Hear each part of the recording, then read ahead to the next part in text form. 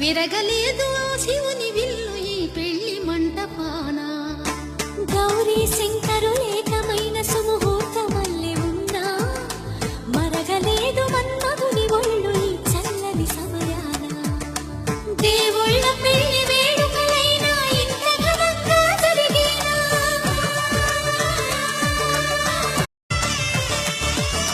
సీతారాముల కళ్యాణంలా కనిపిస్తూ ఉన్నా విరగలేదు శివుని విల్లు ఈ పెళ్లి మంటపాన. గౌరీ శంకరు